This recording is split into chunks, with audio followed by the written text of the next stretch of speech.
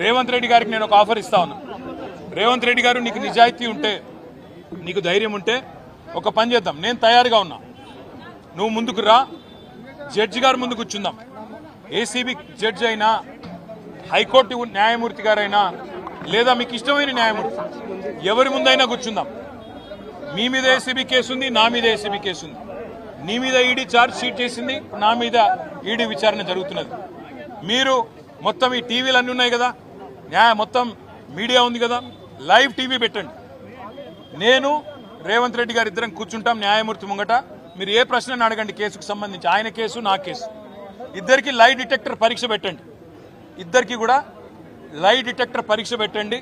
మొత్తం రాష్ట్ర ప్రజలందరూ చూస్తుండగా ఒక 50 లక్షలు 20 లక్షల రూపాయలు ఒడిసిపోతుంది. లేకపోతే ఈ 10 కోట్ల రూపాయలతోని అనవసరంగా ప్రజాధనం దుర్వినియోగం అయ్యే విధంగా, ఇంతమంది ఉన్నతాధికారుల టైం వేస్ట్ అయ్యే విధంగా, ఇంతమంది మీడియా సంస్థల టైం వేస్ట్ అయ్యే విధంగా ఈ కక్ష సాధింపు విచారణ మంచిది కాదు.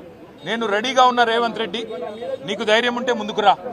నీ జూబ్లీహిల్స్ ప్యాలెస్లో అయినా సరే, లేదా న్యాయమూర్తి ఇంట్లో అయినా సరే, ఏసీబీ న్యాయమూర్తి ఇంట్లో అయినా సరే, కోర్టులో అయినా సరే, లేదా ఈడీ ఆఫీస్లో అయినా సరే, ఎక్కడైనా నేను లై డిటెక్టర్ పరీక్షకు సిద్ధం.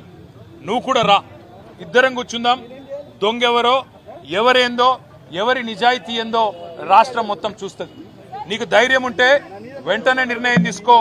డేట్ నువ్వే చెప్పు, టైం నువ్వే చెప్పు, ప్లేస్ నువ్వే చెప్పు, నేను వస్తా. నిజాయితీగా నా చేయిస్తా.